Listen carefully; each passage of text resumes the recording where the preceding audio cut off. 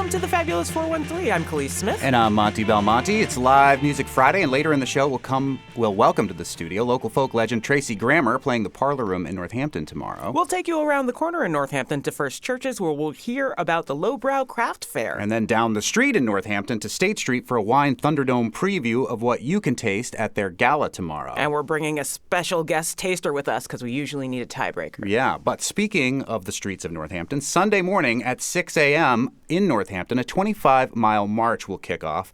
A story in the Gazette by Emily Klein says, quote, Palestinian advocates will march 25 miles, the length of the Gaza Strip, from Northampton to Springfield on Sunday to demand Senator Elizabeth Warren and Ed Markey call for a permanent ceasefire. The 12-hour event, expected to draw at least 150 people, starts in Northampton at 6 a.m.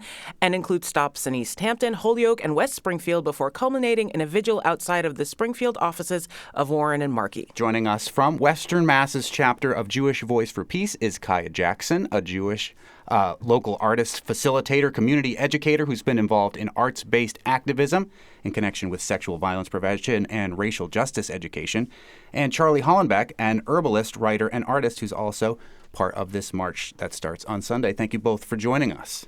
Absolutely. Thanks for having us.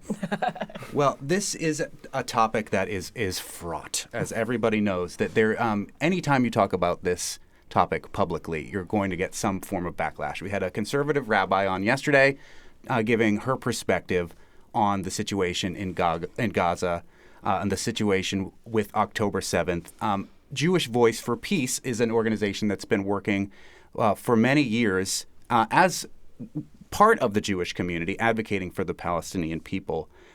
Kaya, tell us about the idea of this march and why you wanted to do a march from Northampton to Springfield. Absolutely. Thank you for asking, and thanks for having us. So this march emerged for so many reasons and from so many sources. I had been involved in local actions for ceasefire for many weeks, if not months, and was just coming to a place of wondering, like, what strategy will communicate the message of love that I'm hoping to communicate, and join people or invite people in to join and build coalition together and build community around this issue. And so I was actually exhausted, and I just sat down and started to daydream a little bit. And that's when I was wondering, like, what can I do individually? And I thought about a hunger strike. And then I was like, I don't have a platform for that. That will be just sacrifice with no result. And then the idea of a march came to me. And it's not original to me. It's something that's been used I think across many liberation movements and across history, certainly in the civil rights movement, in many anti-war and peace movements. And after this idea gained some traction in the Jewish community and organizers that were meeting at the time, our kind of conversations unfolded. And I also learned that there is a group called Women Wage Peace. It's an Israeli group and a Palestinian group called Women of the Sun, who had gathered together on October 4th to have an embodied gathering with music and dance to show solidarity with one another and to call for a negotiation for peace in the Middle East. And of course, 3 days later, the attack happened. And there are also other histories of marches more locally. I also learned about the Water is Life water walk that happened that's Indigenous-led along the Connecticut River. And, of course, we know about Monty's March. What is that now? I don't have to tell any of your fans about Monty's March. It's great. No context needed. But if you don't know, it's a march for the food bank. It just happened a couple weeks ago. It also happened to have gone from Springfield to Northampton, although the route you're taking must be longer because it was only 17 miles for me and it's 25 miles for you. So right. Our route will actually pretty closely follow the river. Partly in light of the Indigenous walk, the Water is Life water walk that has happened, and thinking a lot about solidarity across place and global solidarity with Indigenous activists. Yeah. And I don't know if you want to add to that, Charlie. Yeah. I'll just say that when this genocide started on October 7th, the people in Palestine had to walk from north to south. They were evacuated from their homes. Over 1.4 million people were displaced. And so a big part of doing this march is to show solidarity with them in a very tangible way. And also because the death toll right now in Palestine is 21,000, according to Euromed Human Rights. 42,000 have been injured. 70% of those injured have been women and children. About half the population of Gaza is under the age of 18. So I believe that we are marching in order to show up for Palestine and to show Senator Warren and Markey that we are serious about getting a ceasefire. I know their constituents we've been calling nearly every day for the past 2 months, and neither of them have called for a ceasefire. So we not only hope this march is a peaceful and embodied way to show solidarity with the people of Palestine, but also to demand a permanent ceasefire. We're speaking with Charlie Hollenbeck and Kaya Jackson, who are part of the Western Mass chapter of Jewish Voice for Peace, who will be part of a 25-mile march that starts on Sunday and will go from Northampton to Springfield. We've talked with Congressman Jim McGovern weekly, basically, about this since the events of October 7th. When we announced that Jewish Voice for Peace was going to be coming on the show, listeners reached out and were saying that the Anti-Defamation League has a perspective on Jewish Voice for Peace, which would put them in the category of anti-Semitic. Is this Western Mass chapter more open-minded, inclusive, less trying to bring people together from the Jewish community, the Palestinian community, and just this community writ large? Or when you hear about the pushback from the Anti-Defamation League, what's the Western Mass chapter's take on that? Yeah, well, I want to be transparent that I'm fairly new to the Western Mass chapter, and we're in a place of transition with some. I'm training as a core organizer right now, and so I hesitate to speak representing the chapter. However, in terms of my own perspective on this, I will say I believe that there are many ways to be Jewish and live into one's Jewish values. And I don't think one can call a way of practice or strategy that is ultimately aiming to save lives anti-Semitic, especially when it's a strategy practiced by somebody of Jewish identity. So I personally would push against any claim that Jewish Voice for Peace is doing something anti-Semitic. The Jews that I'm collaborating with very closely are doing this out of a deep commitment to peace and justice, and out of a love for the Jewish people as well as the Palestinian people, and a desire to seek diplomatic solutions that will save lives, ultimately on all sides. And I strongly believe that military solutions tend to replicate the problem and to create more violence and not less. Charlie or Kaya, have either of you gone on a 25-mile march before? I have not. Good shoes. Do you need good any socks. tips? Take tips. Well, I will say I'm also a disability justice educator, and we're trying to very intentionally integrate practices of disability justice into our work on the streets, the literal streets. Yeah. And so we will have medics, we will have peacekeepers, we will have support cars that are available to marchers, including organizers at any time, to be able to sit down or go back home or get back to their car or just take a break and then rejoin the march at some point. We'll also have the opportunity for people to follow along virtually.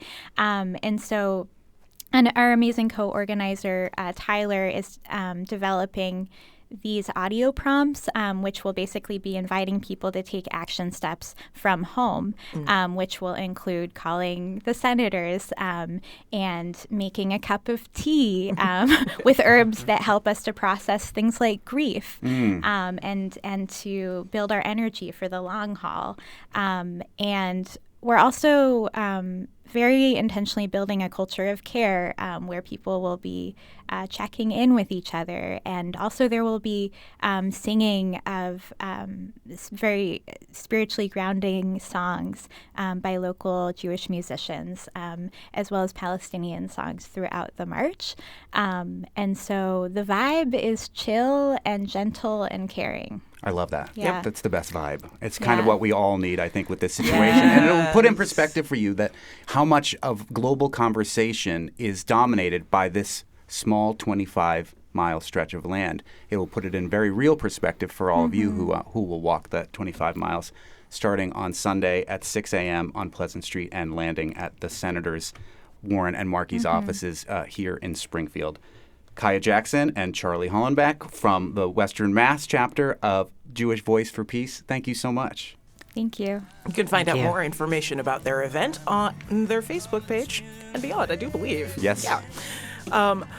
Coming up, Franklin County folk music magic maker Tracy Grammer joins us for Live Music Friday. And a preview of the wines you can peruse at State Street Deli Wines and Spirits during their gala wine tasting tomorrow. But first, getting your holiday goodies from local artisans in a way that might not break your bank. We'll chat with Ann Thalheimer of Lowbrow Craft Festival.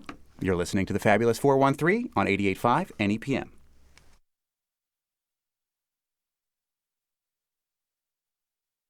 The Fabulous 413 podcast is funded by the UMass 5 College Credit Union, offering Co-op Advantage checking with cash back on all purchases, plus secure debit card controls, all from the UMass 5 mobile banking app.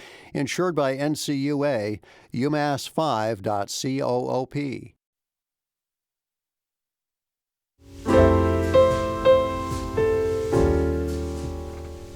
Welcome back to the Fabulous 413. If you are looking for local, fun, queer, and quirky gifts this holiday season, tomorrow in Northampton is totally your day. There are 4 simultaneous craft fairs happening, all essentially at the same time and all within a hop, skip, and a jump from one another. And joining us to talk about the Lowbrow Craft Fair happening at First Churches in Northampton is Ann Thalheimer. Thank you for joining us. Thanks for having me. I'm excited to be here. This is the one craft fair that I've known about the longest. I feel like it is the longest running one of these, for sure. I remember when it used to be in the old Northampton Center for the Arts in the building right across the street from the Academy of Music. How long has this craft fair been going? I want to say like 10 years. I mean, obviously we took some time off at the height of COVID, but it's been around for quite some time and in a lot of different places. But I think we found our home at First Churches and it's been very successful. And it's a cozy little space. So it works really well for us. Really cool. Was it intentional to have these 4 craft fairs happening at the same time? We've talked to some of the other ones, but there's the Western Mass Makers Market at the Center for the Arts, the Queer Winter Makers Market at the Majestic Saloon, the Lowbrow Craft Fair, which you are from at First Churches, and then a curated craft fair at the Dirty Truth. If you don't know the layout of Northampton, these are all 2 blocks from each other. Yeah, super exciting. No, they just happened independently. I think some of it is because there's a limited number of weekends in December. Very true. And usually we usually go the first weekend. And the hot chocolate run was that same weekend and the space wasn't available and whatever. So it just ended up we pushed it back a week. And then one of the other organizers got in touch and was like, hey, by the way, I'm like, dang, I would totally have shopped these other markets if it wasn't the same day as my market. Everybody else can, except for the organizers of the I markets. know. I was like, I want a power hour where I can just go and buy stuff from the other ones because, their vendor lineups are incredible. Yeah, the vendor lineups for all of them are pretty great. But one thing that I've always admired about your particular fair is that there is an effort to make the things that people are making affordable to the Yes. public Yeah. or more affordable to the public. Yeah. Can you talk about why that's important and how you're making it happen? Yeah, so this is sort of where the name Lowbrow comes from, because As opposed to the restaurant in Northampton, Highbrow? I know we were first, maybe? I don't know. Definitely. So part of it is like I go to craft fairs and zine fairs and stuff all the time. I love this stuff. I love buying stuff right from the people who make it. But I'm also a big proponent of making sure that anybody who comes in can have many choices from which to choose. And we sort of envisioned a kid coming in with $1, and usually it's like, oh, you can buy a sticker. But I wanted it to be a thing where people could have many different choices. And so what we do is, this is largely on the honor system, but we ask our vendors to have roughly 1/2 to 1/4 of their table be priced at $20 and under. And they can bring seconds, they can bring experiments, they can bring all kinds of different stuff that they might not necessarily have at their studio shows or whatever. But we try to really carefully curate and have a good mix of vendors. We don't have more than one or two types of the same sort of thing. And, we have a lot of pottery vendors, but they're really distinctive and do different work. And we want people to come in and be able to browse and find a bunch of stuff that they love. We're speaking with Ann Thalheimer from the Lowbrow Craft Fair, which is happening tomorrow at First Churches in Northampton. I was looking at the Facebook page and checking out some of the vendors, and I like the picture of what I'm calling inappropriate pottery. Oh, boy. Where I can't read a lot of the stuff that was on it, but it's the kind of stuff I want to have in my house with yeah. a lot of curse words on it, but also fun things like mugs that say tender queer Yeah. or queer joy. And given the fact that my wife broke my favorite coffee mug yesterday, I think one of the, yesterday? yes. I got the best place you can come get a replacement for that I mug. know. So apart from inappropriate pottery, what other types of things can we get at this Lowbrow No, Cafe? that's both and pottery, and I love Ryan's work so much. He does such great work. We did have someone message into our fair like, the F words on things, and I was like, Did you know? I was like, Yeah, we that know. could be like 8 different people. What do you want me to do? Also, our name is Lowbrow. Right. Have you not noticed? Well, we put it in our marketing this year. Like, you might see some salty language on stuff. That's okay. We like that. It's one of my favorite words. Please don't say it now. No. I'm being very, very careful. I've good. been on radio before. Thank I'm goodness. well aware. Yay. But I'm screaming it in my heart. Yeah, I'm always screaming it in my heart. So yeah, we have there are a lot of different vendors. Just sort of off the top of my head, one of the new vendors to us this year is Wild Fancy, and I'm really excited to see what they bring. Where are they from? They do a lot of different shows around they said they've done over 100 different shows. Whoa. But it's really cool jewelry with an LGBTQ plus focus and really cool stuff. We've got recycled records made into earrings Oh, and I love when people bowls. do that. Sock They kind of monsters. melt the records and they come out like these cool. It's you probably, awesome. Yeah. We have awesome, creepy, spooky stuff from Art Muffin, who's a great vendor. Matt Bartlett is going to bring his books, and that's local horror, spooky, creepy goodness. Awesome different pottery. Malia Rhodes is going to be there with her work, which is these cute hand-built mugs and owls and foxes and monsters. I mean, we have a monster theme. Alex Makes Monsters is going to be there with all kinds of super monstery goodness. Never Not Making is there, and they do this sort of the best way I can describe it is sort of this colorful crayon explosion of color. With real crayons? I mean, I think there are some crayons in there. Okay. And Let's not to Telly Savalas this, but you are not just running this. You are also a client. You also I make sure some am. of these things. Yeah. So tell us about your art too. Oh yeah, so I'm a cartoonist by trade, I guess, and an artist and an educator. But I do my monster hat, and so under this banner, I make fleecy monster hats. Axolotls are real big right now, but spiky monsters, fuzzy monsters. I do hand drawn cards and comics and other bits and bobs. Why are axolotls hot right now? Because they're awesome. They're adorable. They They're are so adorable, cool. but it's They have little interesting. ruffles. My son, who's 10, loves axolotls right now. Somebody did a parody version of Astronaut in the Ocean with axolotl in the ocean. Yep, you can't see Is that- this on radio, but what I'm doing is I'm putting on my axolotl hat over my earphones We're right now. definitely going to take a picture of that. Yeah, there's It's a so picture of fun. this happening for sure. And that's a hat you made. This is a hat that I make, A yeah. hat that would be available at this Lowbrow Craft Fair. Absolutely. We're speaking with Ann Thalheimer from the Lowbrow Craft Fair, which is happening tomorrow at First Churches in Northampton, along with 3 other markets that are happening contiguously, so you can hit them all. And there's another thing you can hit in Northampton that's happening at the same time that we'll talk about in a little bit. But this is at a church, and we were mentioning that there's inappropriate pottery, and that is that why the people were pushing back? And talk about that church and why it welcomes such a queer, fun, and somewhat irreverent type craft scene. Well, I mean, I guess inappropriate is a relative, I suppose. Oh, absolutely. Like, I think it's super appropriate for Me this too. fair because it's amazing work. And, like, again, Ryan does such cool stuff. What we like particularly about First Churches is that we really wanted to find a space in Northampton. And that, like, finding space in Northampton is hard. Yes. Right? Like, getting into a space and being able to establish a relationship. And because one of the things that makes fairs successful is being able to be in the same place year after year. And I think we finally hit that groove. But it took us like 6 years to get there. And, you know, one of the things about First Churches that's awesome is that they really are welcoming. Like, there was one year we were coming in to set up, and there was like an AA group that was coming out while we were coming in. And I just love that space is open to that kind of thing. There was a contra dance coming in after our fair one year. There's just so much cool stuff going on in there. So we're just excited that we can continue that relationship with them. What's the best thing about putting this fair on year after year after year? Some of it is being able to help develop newer vendors. I mean, it's a hard show to get into. Like, I don't want to say that we're picky, but like, we don't accept resellers. There are lots of people who apply who make really good stuff. It's just not a great fit for our fair. And that is sometimes a bummer to sort of be like, I'm really sorry, your stuff is great. It's just we don't have room and it's not a fit. But being able to like do outreach, like Wild Fancy, I love their work. And when they applied, I was like over the moon excited. I'm like, oh, this is going to be great. Or going to other fairs and being like, okay, this vendor would be a really good fit. And part of what we do is also connect the vendors with each other. And so that way they start to network and they stay in touch and they like alert other folks to fairs that might be happening in their area or things they're putting together.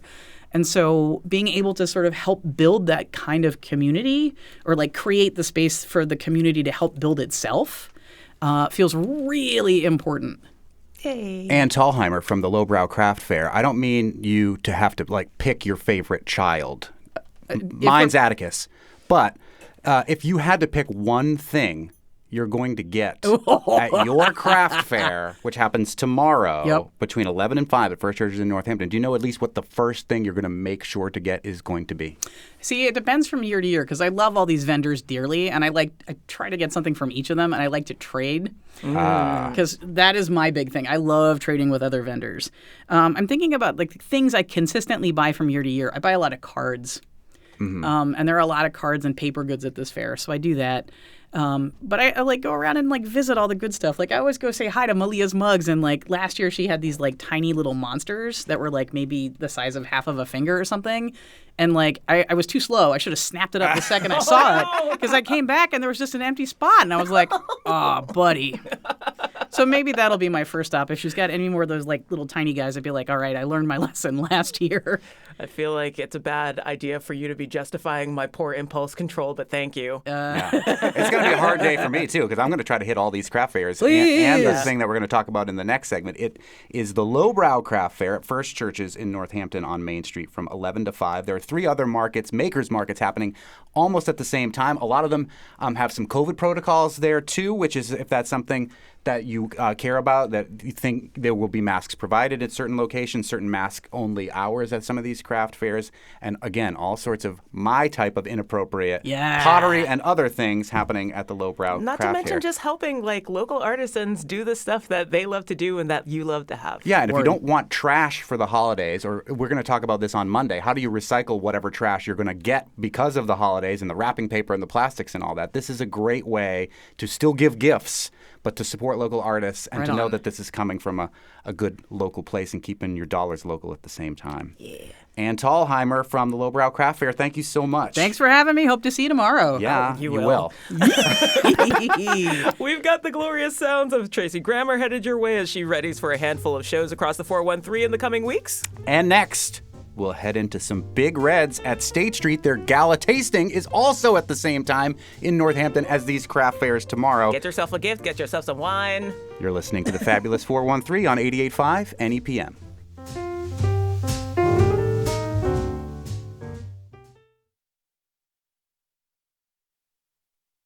In the Wine Bunker, deep below State Street Fruit Store, Deli Wines and Spirits, for the Wine Thunderdome with the Wine Sun, the Yankee Sippa, me, Khalees, and a special guest. Tiebreaker. We have had so many ties down here that we thought we would bring a tiebreaker. She's already gotten some experience. Yes, she did a live wine tasting with us, a live Thunderdome at the open house at NEPM. The news department's very own, Nirvani Williams. Thanks for joining us. Ooh, hey, thanks for having me. Of course. Nirvani, are we allowed to talk about the big news that you have this week? Yes, we totally can. I am going to have one of my stories on NPR, so... Not this little rinky-dink NEPM. We're talking the real National Public Radio. Yeah. So exciting. Congratulations. Thank you, guys. Yeah. I'm stoked about it. Tell us which story. Oh, yes. It's a story that I did on NEPM. There's a little restaurant called Mesa Verde in Greenfield that has a Haitian pop-up every Sunday night. And now a whole national audience is going to be able to hear about, what's going on with those Haitian migrants and what people locally are trying to do to make sure that they get working papers. When's that going to be on, do you know? Oh, I think it's going to be on during the holiday, so maybe a ton of people or no one is going to listen. So that's exciting. Everyone should go eat at Mesa Verde anyway because it's awesome. We have done a wine Thunderdome with Mesa Amy McMahon, and we talked an awful lot about the Haitian pop-up there. She is the smartest wine snob that does not spend their full time working in wine that I know. Yeah, she's the best. Working full-time in wine is not going to make you smart. It's really funny that we have a tiebreaker here today because I already know how much I love both these wines and I was ready to abstain from voting. The other big thing is that this Saturday at State Street from 2 to 5, the return of the gala tasting. That's right. Where all sorts of wine purveyors will be populating the wine store above here. Are the wines we're going to drink today tasteable at the gala tasting? Both of these wines will absolutely be at the gala tasting on Saturday. So you can do your own Thunderdome. That's right. You can decide if we're right or wrong. So what are we drinking there, Wine Son? So we're going to try two really big red wines from Old World producers, the Le Cordon de la Seigue from Bordeaux, and we have looks like it says Cuné, but really it's CVNE. This was a misprint originally. They just kind of went with it, and so here we are like 85 years later, and they still are printing it in this stylized Cuné, but really it is the Campagna Vinicola del Norte de España. And this is a Rioja Grand Reserva, so from Spain. Two big reds enter. One big red lead. Should we sing the big red theme song again like we did upstairs? We were doing it earlier. Just kiss a little longer, stay close a little longer, hold tight a little longer, longer with Big Red. That Big Red freshness lasts right through it. Your fresh breath goes on and on while you chew it. Say goodbye a little longer, make it last a little longer. Keep your breath a little brushless with Big Red. Nirvani Williams, that was a commercial from the 1980s for Big Red Gum. Back when everybody knew all of the same things because there was only four things to watch. Oh, true. I was thinking Clifford, like, where are we going? What are we doing? That is not a song about Fireball. No. Back to the 80s, though. Place I've never been. Oh, we're old. So the Grand Reserva is from 2015. Rioja, one of the few areas on Earth that actually has requirements for things like Reserve and Grand Reserva. 2 years in barrel, and then it's bottled and it has to be laid down for 3 years. 2015, especially Old World, for reds is a fantastic year. I opened both of them up about 2 hours ago. Yeah, decanted. You got to get all fancy. I know, extra fancy this week. I know, we're so fancy. Pinky out. We're trying to impress you, Nirvani. I'm very impressed. I love a decanter. The fruit on this is lovely. Yeah, cherry, leather, Yeah, beef. leather. You're saying that just so you can use Sam Elliott again. Maybe. Roast beef, Catalonian beef ragu, Mongolian beef. That's what's for dinner. This wine is very linear. Like the tannins are just like zip front to back. You know, like it's like a luge. Losing this wine right now. Losing it over this. No, damn it, they all join in. Is Khalees anti-pun? Yes. Well, she's mostly anti-me. I am not anti-pun. I quite enjoy puns. I just want them to be good. A national podcast called me to add puns to their podcast. Okay? I just want pun runs because it means that you had to keep going with it. You took this idea and you would not let go. If you're able to take a pun and just stretch it, that's the type of quality I'm looking for in my puns. This is the smoothest wine I've ever had in my life. Just you wait. You wait. Oh gosh. Ooh, I'm so excited. What kind of wines do you like generally, Nirvani? just the regular old folk wines like Cabernets, Pinot Noirs. Yeah. Yeah. We like all of that and more. Yeah. You're just like us old people. I meant to say old world. Or like common folk people. What is Tannins? Tannins, how are you now? What are? Tannins. Tannin. I'll tell you what I tell people in the store upstairs. Have you ever bitten into a grape and had the inside of your teeth that are dry out? Those are tannins. That comes from the skin of the grape or perhaps the pit or the stem of the grape. The longer the juice of the grape when it's pressed has contact with those things, the more tannic the wine will become. And the way they make white wine is different than how they make red wine. So red wine has more contact with the skins and the stems and everything, so you get typically more tannins in a red wine than you would a white wine. Tennis is what everybody used to play before pickleball became popular. What's pickleball? Don't even ask. We don't even know. It's like mini tennis, but bigger than ping pong. There were 2 units in my high school PE that everybody looked forward to every year. One was volleyball and one was pickleball. What? And we High school? Yes. Are you like that guy who we went to high school with that believes their uncle invented this sport? I thought Yeah, I was like, in high school, my uncle invented this game called dodgeball. I thought that pickleball was relatively unique to Northampton when I was in my teens because I had never heard of it before. Yeah. And then I never heard of it again until about 5 years ago. What? Also, ultimate frisbee has its roots in here too. Maybe not originally, but like definitely popularized here. I mean, that makes sense, though. Yeah. All the hippies. My wife and I used to joke that you could major in ultimate frisbee at Hampshire College. yeah, right. The first wine was the Cune, a Rioja Gran Reserva, which will be poured at the Gala tasting at State Street between 2 and 5 on Saturday, along with all sorts of other beers. Are you going to make an appearance? And spirits. I believe I will be making an appearance, yes. What is wine number 2, Wine Son? This is the Le Cadran de la Segue, 3, that's a magic number. and it is from Saint-Emilion in Bordeaux. And Saint-Emilion, famous for Merlot. So is this Merlot heavy? It is. The nose on this is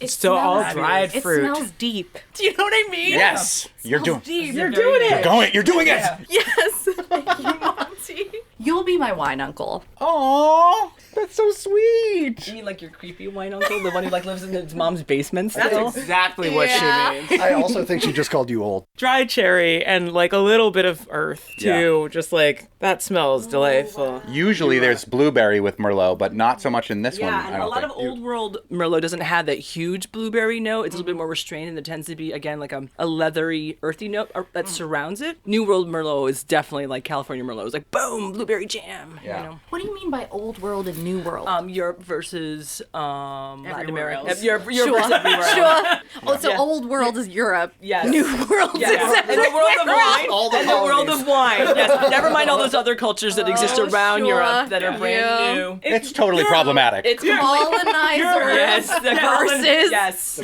Yes, you're catching on quickly. There we go. Good. Yeah, I'm not getting a lot of Cab Franc in this. I'm getting the Cabernet Sauvignon, but the Cab Franc notes, I'm not getting a lot of it. Yeah. there is some earth, which I associate with Cab Franc. Poop. Did you say earth like that? I did. I said. I know. I whispered. It's like, I whispered poop I in the know. microphone. So. I'm not tasting Merlot flavors. I'm really not. Is anyone else? To me, Merlot is two things. One is sometimes blueberry, Yep. and the other is cocoa powder. Yeah. And so the cocoa powder aspect of Merlot, I am tasting. Yeah. So, and that's more common for French Merlot. It's going to have that, not chocolate, but cocoa powder type thing. I'm not just an idiot. But the tannins on this are much wider. Like the ones on the Rioja were very narrow, like very constrained. This just like lush. spreads out. This is lush. How long did you decant this wine? So we open these at the same time. Yes, we decant. Yeah. Oh, I love that one. That was a decant good one. with That's you. my favorite one I today. can't with you. This one is showing a lot more tannic power and structure behind it. Muscular, as they say. Oh, It's a yes. muscular wine. I love the new descriptions that keep coming up for wine. I'm getting notes of dried robin's blood, old dirty cashews, and just a hint of a robot's bathwater.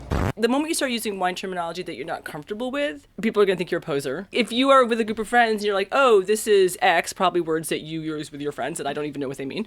But Like Riz. Right. Oh, wait, I learned charisma, right? Yes, yeah, Maybe, yeah, maybe you got not. it, you got it. Maybe not. Let me get my walker out and tell you kids about these other things. It's important to use terminology that you're comfortable with when talking about wines with your peers. You know, like don't try to be pompous. Like that's our job. Language is important. So if you're using words that nobody else understands, then you're not actually communicating anything. It's almost like it's essential to be authentic, which is the Merriam-Webster word of the year. And if the wine has Riz and you feel comfortable saying that, And you're go following for it. the Oxford Dictionary way, because that's their word of the year. Thank you for saying that. Yeah. See, this I'm getting more dustiness Yeah. this time around. this with has this got a one. lot of barnyard going on with it now. Yeah. Huh? Yeah, but I am like tasting more barnyard. Barnyard The equals nose- poop, The nose Nirvani. has expanded. I still want steak. Me too. Yeah. That was the number one thing. steak. To not have it would be a mistake. Or A steak pun? That's a rare medium well done. it's not well done. Boom! It's the greatest pun of all time. By the way, this does not count as a pun run. That counted. That counted. I don't know. If you're able to take a pun and just stretch it, that's the type of quality I'm looking for in my puns. Now it is time to vote in the Thunderdome here in the Wine Bunker, D below State Street Fruit Store, Deli Wines and Spirits, where the gala tasting will happen on Saturday between 2 and 5. You can taste both of these wines, which are the Spanish Rioja and the Right Bank Saint-Emilion French, mostly Merlot. Who wants to vote first? I'm pointing at you. You are, Wine and son. I'm struggling to decide. I told you going into this that I was ready to step aside to avoid a tie, but now that there's 5 of us, I am going to go with the Le Cadran Saint-Emilion. Yankee Sippa. I'm going to surprise myself. I'm going to go with the Rioja. Khalees Smith. Oh, why? You need a minute? Because I'll vote. Yeah, you vote. I vote Saint-Emilion. I like that. I think I'm also going with the... Then you don't even need to break the tie, Nirvani Williams. you should tell us what you But you like. should tell us which one you like the best more. anyway. Yeah. I really like the French one. Nice. I think, and I was gonna say the Rioja first, but I don't know. After having the other one, tasting it again, It's almost like splitting hairs again. Yeah. Like we picked 2 really great wines. Next time, I think maybe I'll just pick a dog so that we can just rip on it a little bit. Well, speaking of Amy McMahon, who your national public radio story is going to be about, Nirvani Williams, one time for my wine column, she came over my house and she bagged 5 wines. And one of them was Apothic Red. And we were trying to test our wine snobbery to see if we could taste Apothic Red without looking at it. And we were so nervous that we weren't going to be able to do it. Because we tasted 1, we tasted 2, we tasted 3, we tasted 4, and we were like, this 5th wine better so obviously be Apothic Red or we're in big trouble. And it was. So that was, that was good, yeah. Nirvani Williams from the NAPM News Department, do you feel like you learned anything on this first journey here? I do. I feel like I learned so much from everyone, and especially from you, Monty, which I come on. wasn't expecting to do. That was amazing. Next up, Kari and Jiri, you're going to come drink with us. We've invited him to come when we go to Provisions or when we go to Table and Vine, because it's like nearby, and we're like, just come out. We're going to get you. I'll get them for you. Coming Nice. Got you. Up next, the bucolic sounds of Tracy Grammer for Live Music Friday. You're listening to the Fabulous 413 on 88.5 NEPM. The Fabulous 413 podcast is funded by Northeast Solar, homegrown in Hatfield, Massachusetts, and providing energy savings for their customers for over 10 years. Learn more at northeast-solar.com. Welcome back to the Fabulous 413. I'm Monty Belmonte. And I'm Khalees Smith. Tracy Grammer is a brilliant artist and unique individual. Her voice is distinctive, as is her mastery over the instrument she plays, says none other than Joan Baez. Her pure voice conveys the simple truths of these songs. Her gifts as a musician are like that of a painter who is a master of chiaroscuro, offering light and shadow at every turn, says Mary Chapin Carpenter. And the Boston Globe called her one of the finest pure musicians anywhere in folkdom. She's playing the Parlor Room in Northampton tomorrow night, Saturday, December 9th. And here to perform the Big Red Gum No. theme song. Tracy Grammer, you were singing along to the Big Red the Big Red theme song when we were singing that during the wine segment? Who wasn't? Oh. I mean, come on. I wish we were recording that. No, those moments are for us. Those are for us. That's right. But you are here to perform for us in anticipation of your Parlor Room show tomorrow night. And Thank many others, which we'll get into. Yeah, you have another show coming up on Tuesday as well. I do, yeah. Let's hear a song. All right, let's do it. This one is called Shadows of Evangeline.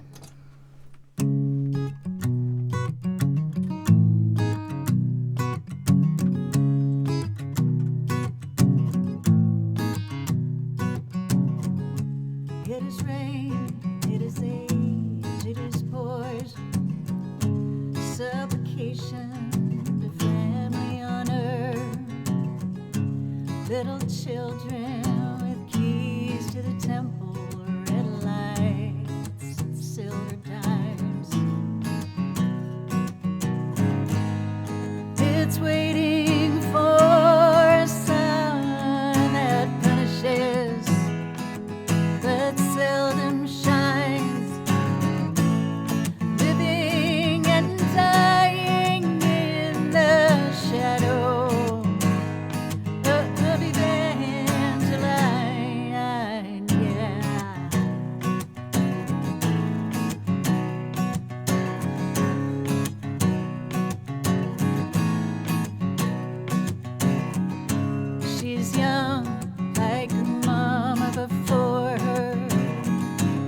put up tired at the end of her labors, true believing and ever desiring quiz shows and checkout lines.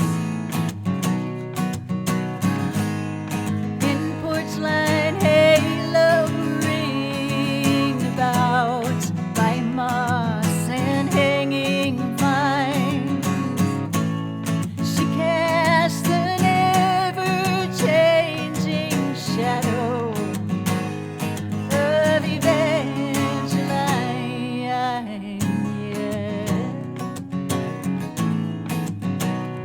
Da-da-da-dum, da-da-dum, da-da-da-dum. Do-do-do-do-do-dum. Ooh,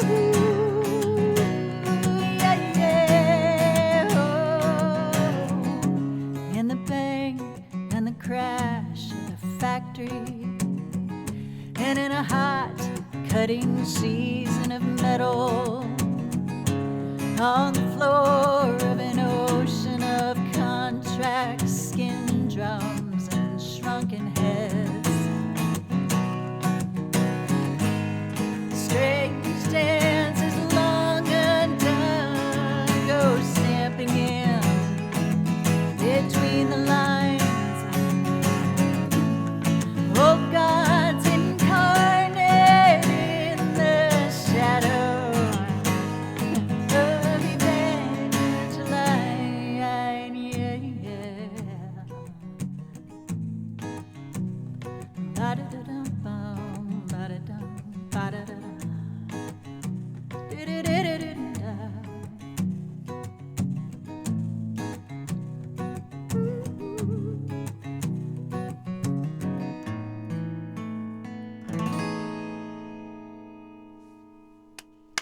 Tracy Grammer, this live music Friday here on the Fabulous 413, performing tomorrow night, Saturday, December 9th, at the Parlor Room in Northampton. We've created an entire Northampton day for you tomorrow with 4 craft fairs, a gala wine tasting, and then a wonderful show at the Parlor Room. Indeed. And in fact, you're performing tonight, just not music. Is that correct? You're in the theater piece? Wait, is it the 8th? I don't know what day it is. It is the 8th, all day. Oh. No, not me.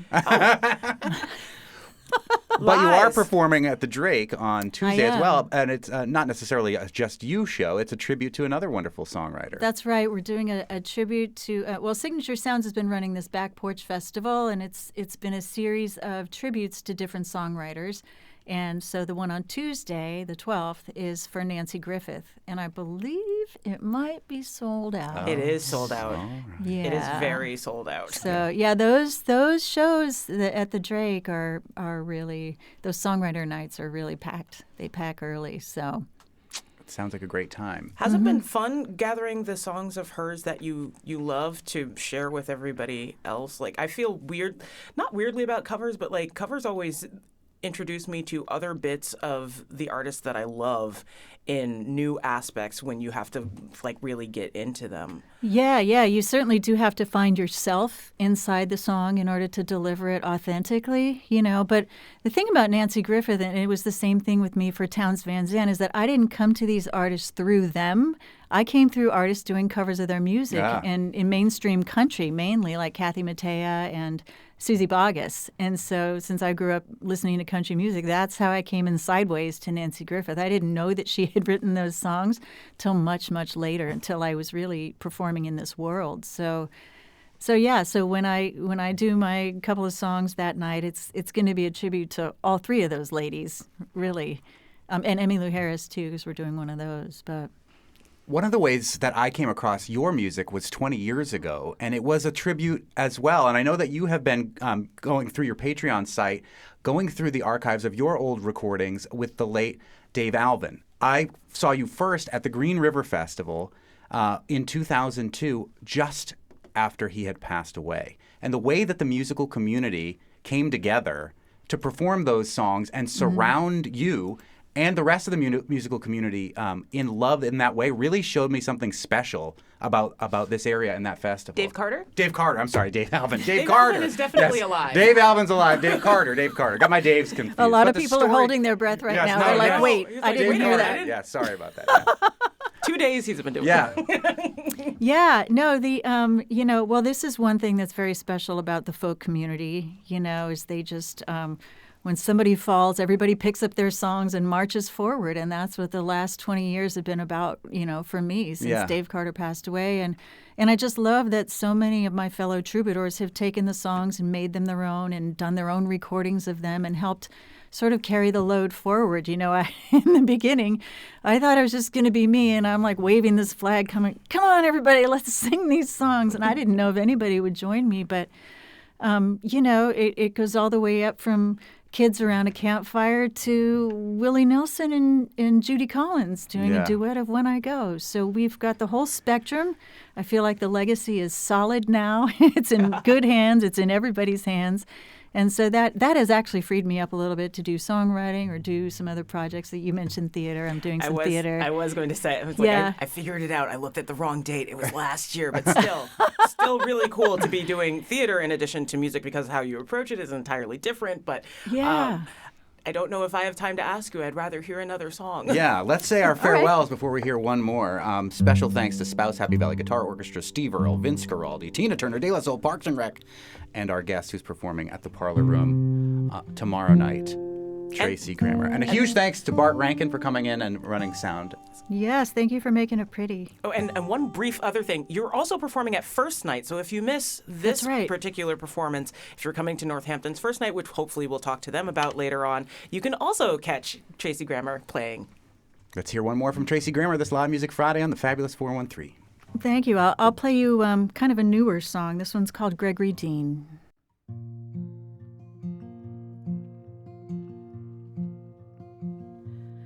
Gregory Dean, we met when I was 12 years old and you were 17. I was a stringy-haired overachiever. You were the captain of the football team. We worked all summer for my daddy out in Abilene. And Gregory Dean, amid the buzz and the smoke and the heat of the big machines, I'd be singing with the warehouse speakers while you acted out Caddyshack scenes and kept me laughing like a fool hyena, Gregory Dean.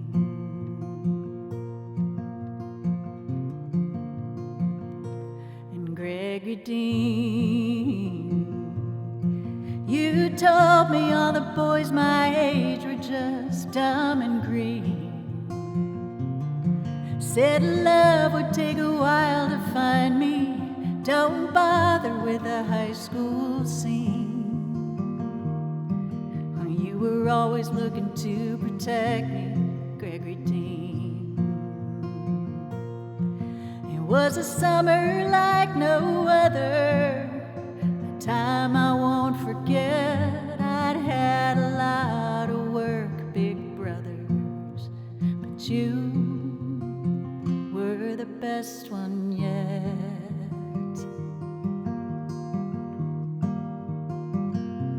And Gregory Dean, I didn't have to tell you how it was with my dad and me. When he busted through the back door screaming, you put yourself right between. Even Mama didn't dare to cross him, Gregory Dean. It was a summer like no other, a time I won't forget. I'd had a lot of work, big brothers, but you were the best one yet.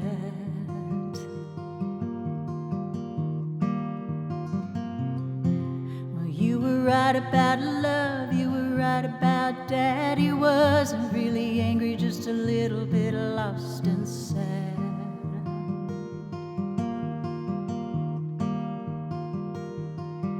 And you were right about love, it took a good long time. I wish that you could meet this beautiful man of mine.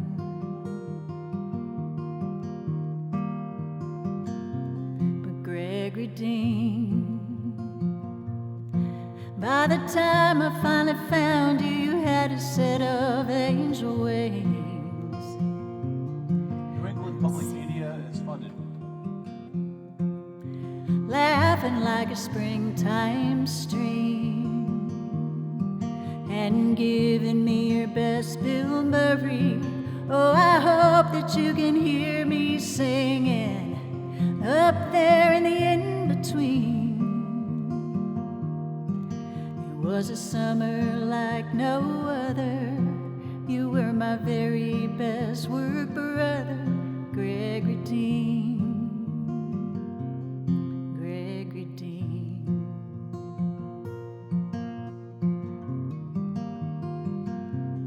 Gregory Dean.